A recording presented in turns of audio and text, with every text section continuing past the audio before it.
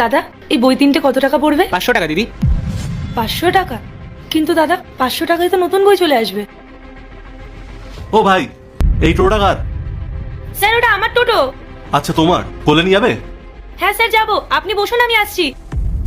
দাদা এগুলো তো পুরনো বই, আপনি 150 টাকায় দিয়ে দিন না।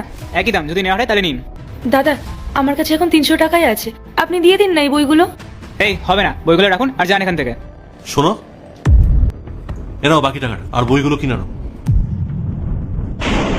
না না স্যার। দেখো, বিদ্যার কোনো মূল্য হয় না, আর এই বইগুলো সত্যি তো তোমার প্রয়োজন।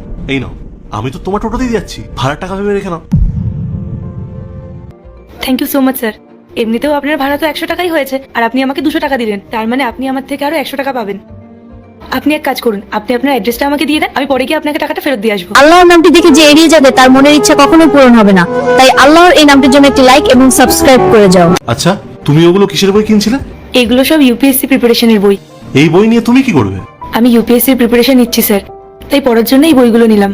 আমি গতবার এক্সাম দিয়েছিলাম, কিন্তু কিছু নাম্বারের জন্য আমি পাশ করতে পারিনি। তাই আমি এবার ঠিক করেছি যে আমি অনেক হার্ড ওয়ার্ক করবো, আর যে করেই হোক এক্সামটা আমি ক্লিয়ার করবো। তুমি টোটো চালাচ্ছ কেন?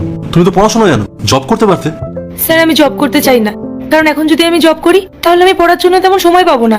তাই আমি সকাল থেকে ওই 6 ঘন্টা মতো টোটো চালাই, তারপর বাড়ি গিয়ে সমস্ত কাজকর্ম সেরে আমি পড়াশোনা করি। বাহ, তুমি এত পরিশ্রম করছো, দেখবে তুমি একদিন না একদিন ঠিক সাকসেস পাবে। যাওয়া যাক তাহলে। হ্যাঁ স্যার।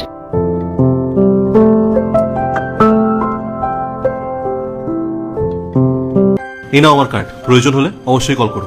স্যার আপনি পুলিশ অফিসার? হ্যাঁ, আমার নাম ইন্দ্র সেন। আমি যেখান থেকে তোমার টোটোতে উঠলাম তার কিছুটা আগেই আমার গাড়ি খারাপ হয়ে গেছিল, তারপরেই তোমার টোটোতে আসলাম, আর তোমার সাথে আমার কথা বলে খুবই ভালো লাগলো। আচ্ছা শোনো, যদি কোনো কিছু নিয়ে প্রবলেম হয় সোজা আমার কাছে চলে এসো। হ্যাঁ স্যার আসবো। এই দাঁড়াও দাঁড়াও দাঁড়াও, এটা নন্টি জোন। তারপর তুমি কিভাবে আসলে? 5 বছর সময় দেন স্যার এখানে তো কোথাও নো এন্ট্রি বোর্ড লাগানো নেই। একদম চুপ করো, বেশি কথা বলবে না। কারণ আমি ম্যাডাম এটা দেখে অনেক একটু ভদ্রভাবে কথা বলুন, আমি একজন শিক্ষিত মেয়ে।